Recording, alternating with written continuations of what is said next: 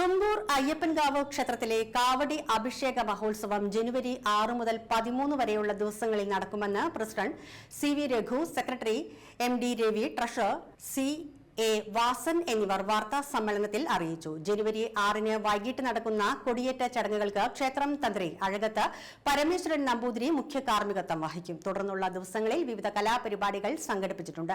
ജനുവരി 12-ന് തിങ്കളാഴ്ചയാണ് കാവടി അഭിഷേക മഹോത്സവം.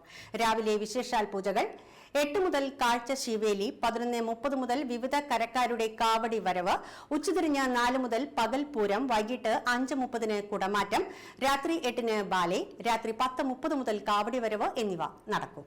6 മുതൽ 13 പുലർച്ചെ വരെ 12-ാം തീയതി മഹോത്സവം.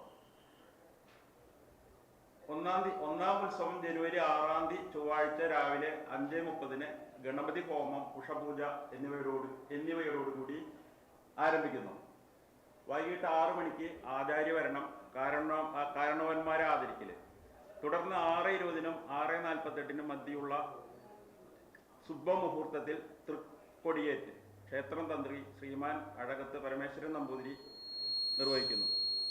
പത്മശ്രീ പെരുവനം കുട്ടന്മാരാർ, കലാമണ്ഡലം ശിവദാസ് തുടങ്ങിയ കലാകാരന്മാർ നയിക്കുന്ന പാഞ്ചാരിമേളം, പാണ്ടിമേളം, പഞ്ചവാദ്യം തുടങ്ങിയ ആഘോഷങ്ങൾ ഈ ഉത്സവത്തിൻ്റെ ഭാഗമായിട്ട് ഉണ്ട്.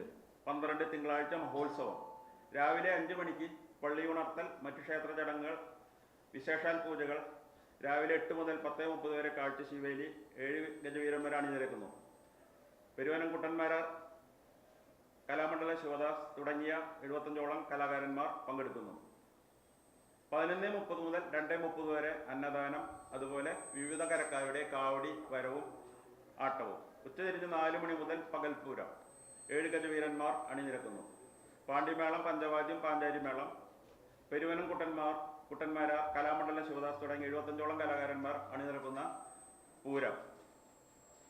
രാവിലെ ഈ ചടങ്ങുകൾക്ക് ശേഷം പുലർച്ചെ 10:30 മുതൽ 2:30 വരെ കാവടി വരവും ആട്ടവും.